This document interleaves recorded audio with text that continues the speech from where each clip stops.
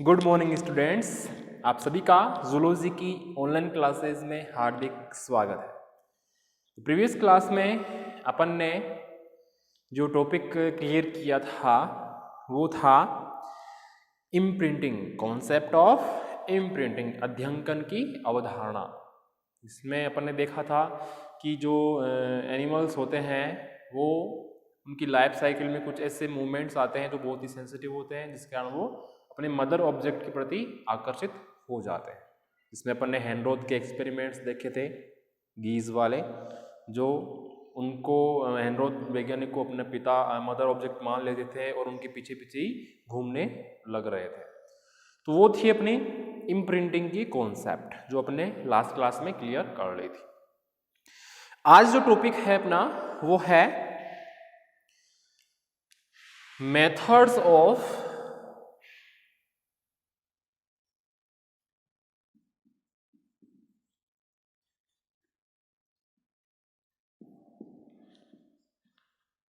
Studying behaviour, studying behaviour.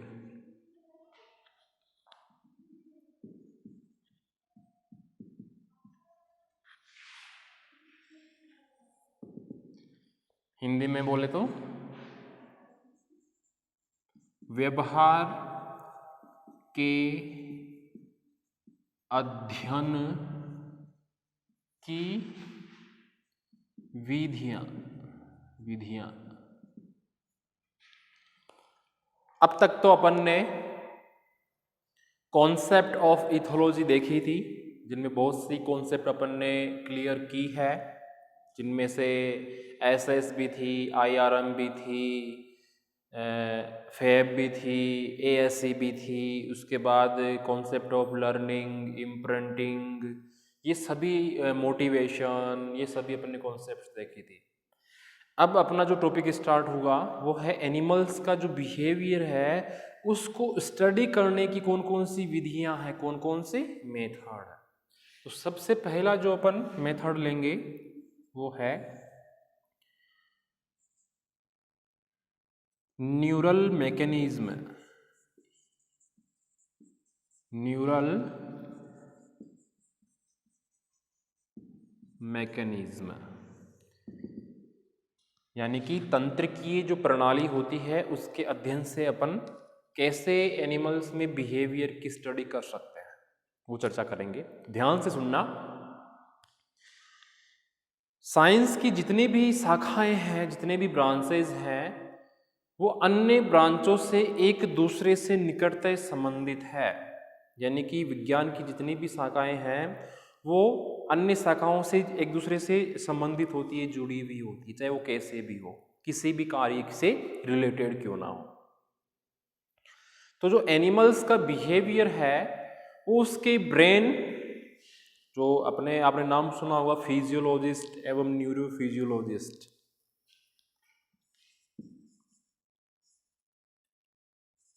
Physiologist and neuro physiologist, इन scientist के अनुसार, इन वैज्ञानिकों के अनुसार इन्होंने ये बताया कि जो एनिमल्स के बिहेवियर का जो अपन स्टडी करेंगे वो उनके ब्रेन एवं उनके नर्वस सिस्टम द्वारा सीधे रूप से कंट्रोल होता है। यानी जो फिजियोलॉजिस्ट होते हैं और जो न्यूरो फिजियोलॉजिस्ट यानी जो तंत्रिका विज्ञ होते हैं, उन्होंने एनिमल्स का जो बिहेवियर होता है उसका या उस एनिमल्स के बिहेवियर को उनके नर्वस सिस्टम और उनके ब्रेन द्वारा कंट्रोल होना बताया। जो एनिमल्स का ब्रेन और जो उनका नर्वस सिस्टम होता है, ये दोनों आपस में मिलकर एनिमल्स के बिहेवियर को कंट्रोल करते हैं, रेगुलेट करते हैं। आता है न्यूरल मैकेनिज्म एवं एनिमल्स के बिहेवियर प्रदर्शित, जो एनिमल्स का बिहेवियर होता है, वापस रिपीट कर रहा हूँ, आता है न्यूरल मैकेनिज्म के द्वारा एनिमल्स द्वारा प्रदर्शित किए गए बिहेवियर का ज्ञान अपन निम्न टेक्निक्स के माध्यम से प्राप्त कर सकते हैं। अब वो कौन कौन सी टेक्निक है? न्यूरल मैकेनिज्म है में पहली neuro anatomical technique, neuro anatomical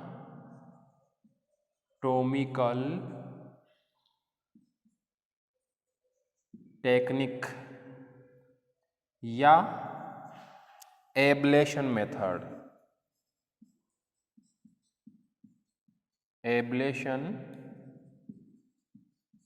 method. यानी कि अपना जो पॉइंट था आज कि एनिमल्स के बिहेवियर को कैसे अध्ययन करें, उसको कैसे स्टडी करें, उनके मेथड्स क्या क्या हैं। तो उसमें पहला मेथड था न्यूरल मैकेनिज्म या तंत्रिकीय प्रणाली के अध्ययन से, और उसमें भी फर्स्ट जो मैकेनिज्म है या जो मेथड है वो है न्यूरो एनाटॉमिकल टेक्निक या एल्बेशन मेथड। इसको हिंदी में बोलेंगे अपन तंत्रिका शारीरिय या विक्षत अपक्षरण, विक्षत अपक्षरण विधि। यानी कि ऐसा मेथड या ऐसी टेक्निक जिसमें कोई बॉडी का पार्ट क्षत विक्षत किया जाए। तो यहाँ पे न्यूरो है तो तंत्रिका से संबंधित है, तो ब्रेन से संबंधित कुछ अंगों को अपन हटा दें, क्षत विक्षत कर दें। तो पहला मेथड होगा अपना ये, जो अपन उससे अपन एनिमल्स के बिहेवियर को पढ़ सकते हैं, अध्ययन कर सकते हैं। तो इस मेथड के बारे में ध्यान से सुनना, क्योंकि आपके एग्जाम में बिहेवियर की स्टडी के लिए जो मेथड्स पूछे जाते हैं उनमें कोई से भी मेथड आपसे पूछ सकते हैं। जैसे मान लो कि आपको ये मेथड पूछ लिया न्यूरो एनाटॉमिकल, इससे आगे आएगा, इससे आगे न्यूरो फिजियोलॉजिकल आएगा, तो इनमें से कोई मेथड आपको एग्जाम में भी पूछ सकता है। तो ये जो न्यूरो एनाटॉमिकल टेक्निक या जो एल्बलेशन मेथड है, उसमें क्या होता है कि ये जो टेक्निक है या जो मेथड है ये है अपरिष्कृत अर्थात क्रूड।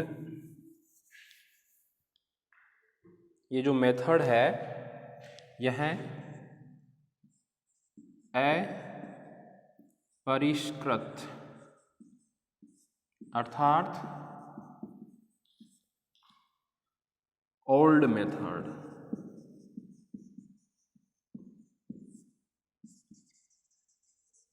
क्रूड मेथड है, यानी कि अपरिष्कृत है। इस पे को पहले कोई एक्सपेरिमेंट हुआ ही नहीं, डायरेक्ट साइंटिस्ट ने बोल दिया कि ब्रेन की इस पार्ट को हटा दो तो ये वाला बिहेवियर प्रभावित हो जाएगा। ठीक है, इसीलिए इसका नाम तंत्रिका शारीरिक विक्षत अपक्षरण नाम है इसका। ठीक है, तो मैं ये कह रहा हूं कि ये जो मेथड है यह अपरिष्कृत अर्थात सबसे पुराना या ओल्ड मेथड है, जिसमें संबंधित एनिमल के ब्रेन से किसी भी भाग को अंगोच्छेदन या विच्छेदन, जिसे बोलते हैं एम्पुटेशन, विच्छेदन या अंगोच्छेदन, जिसे इंग्लिश में बोलते हैं अपन एम्पुटेशन।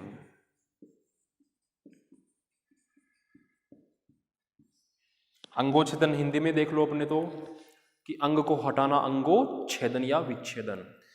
तो मैं कह रहा हूं कि इस मेथड में किसी भी एनिमल के ब्रेन वाले पार्ट से किसी भी पार्ट, छोटे से पार्ट को विच्छेदन या अंगोच्छेदन द्वारा हटा दिया जाता है, और उस संरचना, उस हटाई गई संरचना या स्ट्रक्चर एवं उससे रिलेटेड बिहेवियर का अध्ययन किया जाता है।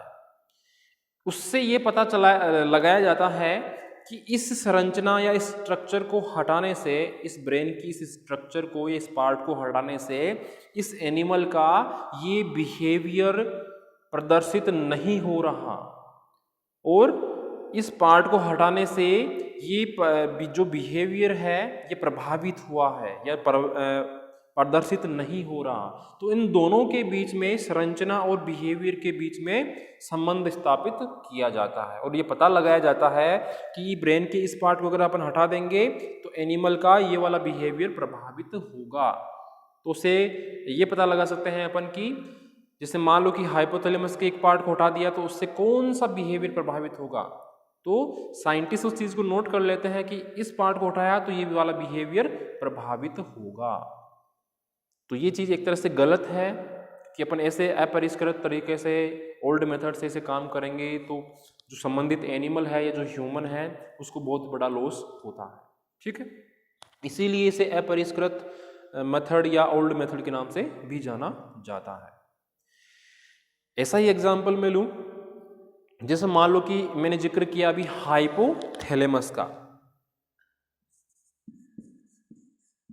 हाइपोथैलेमस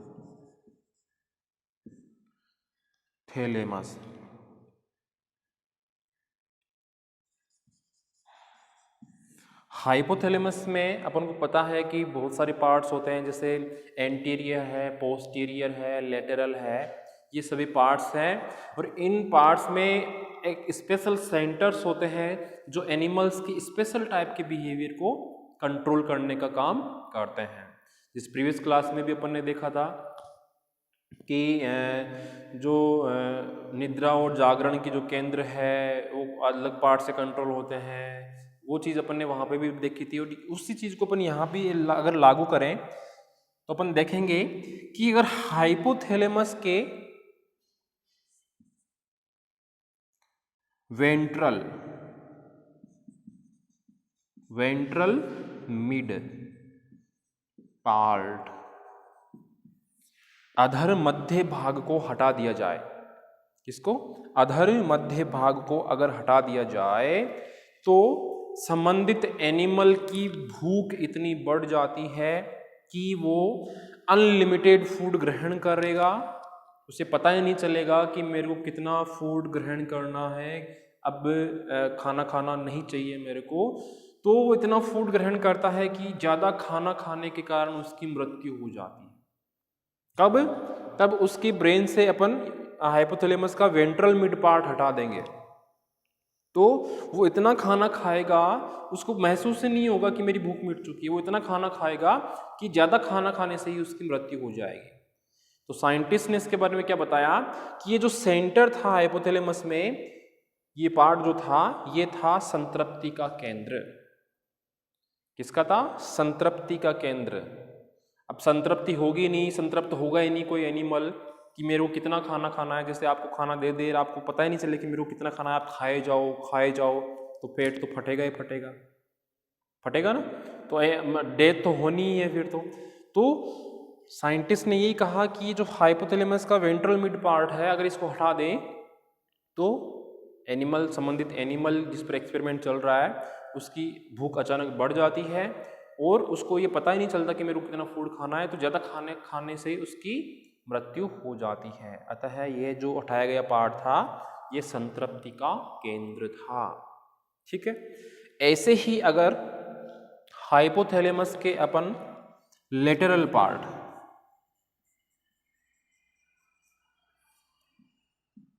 लेटरल मीन्स पार्श्व, लेटरल पार्ट को अगर हटा दें अपन तो इससे जस्ट उल्टा काम होगा। कैसे? जैसे इस पार्ट को हटाया अंगोच्छेदन के माध्यम से, एम्पुटेशन के माध्यम से या विच्छेदन के माध्यम से, तो संबंधित एनिमल की भूख ही मर जाती है, मिट जाती है, उसको भूख ही नहीं लगती।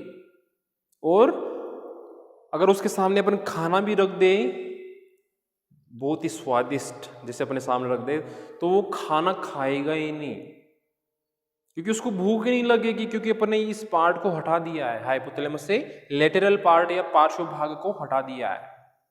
तो साइंटिस्ट ने इस पार्ट को हटाकर ये नोट किया कि संबंधित एनिमल को भूख नहीं लग रही है, चाहे उसके सामने कितना ही अच्छा खाना क्यों न रख दो, खाना खा ही नहीं रहा है, खाने के प्रति रुचि ही नहीं दिखा रहा है। तो साइंटिस्ट ने ये आइडिया लगाया कि ये जो सेंटर था ब्रेन का, हाइपोथैलेमस का, ये फीडिंग का सेंटर था। फीडिंग, फीडिंग का सेंटर था, पोषण प्राप्त करने का सेंटर था, जो अब नष्ट हो चुका है। तो अपन इन दोनों एग्जाम्पल से वेंट्रल मिड पार्ट और लेटरल पार्ट से पता लगा सकते हैं, सोच सकते हैं, समझ सकते हैं कि कोई भी एनिमल है, चाहे ह्यूमन हो चाहे एनिमल हो, उसके ब्रेन से किसी भी पार्ट को अगर अपन हटाते हैं तो सिंपल सी बात है, नॉर्मल सी बात है कि संबंधित उस संरचना से संबंधित जो उसका बिहेवियर है वो अवश्य ही प्रभावित होगा। इसीलिए इस मेथड का नाम भी क्या है, न्यूरो एनाटोमिकल या एब्लेशन मेथड। समझ में आ गया होगा, बहुत ही इजी मेथड था। ठीक है, यही मेथड अगर आपके एग्जाम में पूछा जाए तो आप मेरे को ये तो कॉन्फिडेंस है कि आप क्लियरली आराम से लिख दोगे, क्योंकि बहुत ही इजी मेथड है। क्या नाम था इसका, न्यूरो एनाटोमिकल मेथड टेक्निक या एब्लेशन मेथड, तंत्रिका शारीरिय या विक्षत अपक्षरण विधि, जो पुरानी विधि है, अपरिष्कृत विधि है, जिस पे कोई एक्सपेरिमेंट हुए नहीं। जैसे अभी कोरोना की वैक्सीन पे ट्रायल चल रहे हैं, ट्रायल चल रहे हैं, लेकिन मार्केट में अभी तक कोई वैक्सीन नहीं आई है। अगर ऐसे ही वैक्सीन बना के इसे दे दे तुरंत, कोई उस पर एक्सपेरिमेंट ही नहीं करे इसकी कि इसका क्या साइड इफेक्ट होगा, तो वो चीज़ गलत हो जाएगी। तो स्टार्टिंग में जो एनिमल के बिहेवियर की स्टडी के लिए जो मेथड बना था वो यही वाला था, जिसमें संबंधित एनिमल को काफ़ी नुकसान उठाना पड़ता था। सिंपल सी बात है, अपने कोई ब्रेन से पार्ट हटाएगा तो अपने नुकसान ही होगा। मान लो कि मेरे पे स्टडी करे, मेरा कोई पार्ट हटा दे और वापस कैसे जोड़ेंगे उसको, क्योंकि पहले के टाइम में इतनी टेक्निक्स थी नहीं। प्रेजेंट टाइम में ऐसी टेक्निक यूज में नहीं लेते। आजकल तो मॉडर्न टेक्निक्स आ चुकी है, मशीनरी आ चुकी है ऐसी, जिनसे अपन डायरेक्ट पता लगा सकते हैं कि संबंधित एनिमल में कौन सी स्ट्रक्चर किस टाइप के बिहेवियर को प्रभावित करेगी। तो नेक्स्ट क्लास में अपन ने नेक्स्ट मेथड लेंगे बिहेवियर की स्टडी का, जो है न्यूरोफिजियोलॉजिकल मेथड, जिसमें अपन देखेंगे कि जो ह्यूमन का या एनिमल्स का जो मन का भाव है, जो सिचुएशन है, जो कंडीशन है, उसके अकॉर्डिंग स्क्रीन पे कुछ वेव्स चलती रहती है। जैसे हॉस्पिटल्स पे देखते हैं ना, अपना मूवी में देखते हैं कि कुछ वेव्स चलती रहती है, कुछ टाइम सीधी चलती है, फिर बीप आती है, वो लाइन सीधी हो जाती है तो इंसान मर जाता है। तो उन सभी की अपन स्टडी नेक्स्ट जो मेथड आएंगे उनमें करेंगे, तो अपन को ये पता चल जाएगा कि अपने को जो ये मूवियों में या हॉस्पिटल्स में ये दिखाते हैं कि हीरो मरने वाला है, उसकी लाइनें सीधी आ गई है या जिग जैग चल रही है, ऐसे दिखता है ना स्क्रीन पे, कुछ मर रहा होता है तो ऐसे आएगी, फिर ऐसे ऐसे, फिर ऐसे सीधी हो जाएगी, फिर बीप की आवाज़ आ जाएगी, तो अपन देखते हैं कि वो इंसान मर जाता है फिर। तो इन सभी की स्टडी अपन नेक्स्ट क्लास में नेक्स्ट मेथड में करेंगे। आज के लिए बस इतना ही, धन्यवाद।